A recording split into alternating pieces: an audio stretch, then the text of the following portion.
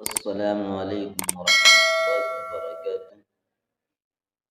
حضرات ناظرین، آپ کا ہمارے یوٹیوب چینل عبدالرحیم القاسمی پر خیر مقدم ہے۔ امید ہے کہ تمام حضرات خیر و عافیت سے ہوں گے۔ آج پھر ہم آپ کی خدمت میں حاضر ہیں۔ آج کا جو سوال ہے وہ ایک میرے بھائی نے بہت پیارا سوال کیا ہے،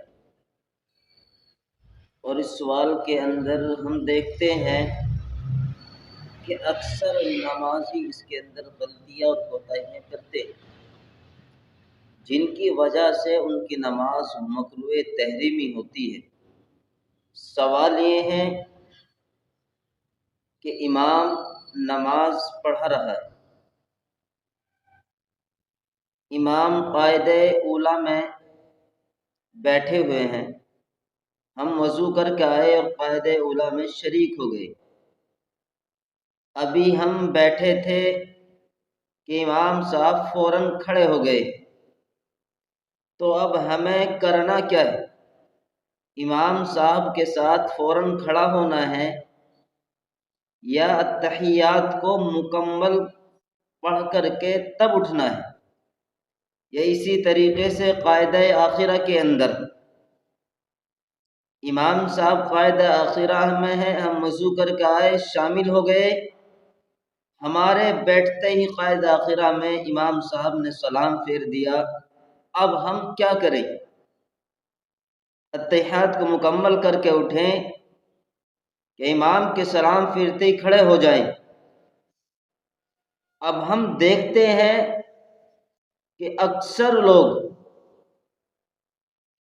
اتحیات کو مکمل نہیں کرتے، بلکہ قاعدہ اولیٰ میں بھی امام صاحب کے ساتھ کھڑے ہو جاتے ہیں۔ اسی طریقے سے قاعدہ آخرہ میں بھی اتحیات کو مکمل نہیں کرتے، امام نے جیسے ہی سلام پھیرا تو فوراً کھڑے ہو جاتے ہیں۔ نہیں، بلکہ دونوں جگہ قاعدہ اولیٰ اور قاعدہ آخرہ میں بھی اتحیات کا پڑھنا واجب ہے۔ اگر کسی شخص نے قاعدہ اولیٰ میں آ کر کے جو شریک ہوا، ابھی اتحیات کو مکمل نہیں پڑھا اور وہ امام صاحب کے ساتھ کھڑا ہو گیا، تو اس کی نماز مکروہ تحریمی ہے۔ اسی طریقے سے قاعدہ آخرہ کے اندر جو شامل ہوا، ابھی بیٹھا ہی تھا کہ امام صاحب نے سلام پھیر دیا، اس کے فوراً بعد وہ کھڑا ہو گیا، تو اس کی نماز بھی مکروہ تحریمی ہوگی۔ تو اس بات کو سمجھ لے، امام چاہے قاعدہ اولیٰ میں ہو یا قاعدہ آخرہ میں، آپ اگر قاعدہ اولیٰ کے اندر شریک ہوئے، آپ کے تحیات مکمل نہیں ہوئی، امام صاحب کھڑے ہو گئے، تو آپ پر اتحیات کو مکمل پڑھنا واجب ہے، نہیں پڑھو گے تو نماز مکروہ تحریمی ہوگی۔ اسی طریقے سے قاعدہ آخرہ کے اندر اگر امام کے ساتھ شریک ہوئے اور ہمارے بیٹھتے ہی امام صاحب نے سلام پھیر دیا، تو ہمارے اوپر اتحیات کا پڑھنا واجب ہے۔ اگر اتحیات کو مکمل نہیں پڑھا، کھڑے ہو گئے، تو ہماری نماز مکروہ تحریمی ہوگی۔ اتحیات کا پڑھنا دونوں جگہ واجب۔ اس لیے اپنی نماز کو کراہیت سے بچائیے، اور اس مسئلے کے اندر اکثر لوگ ملوث ہیں، پڑھے لکھا طبقہ بھی اس کے اندر ملوث ہے۔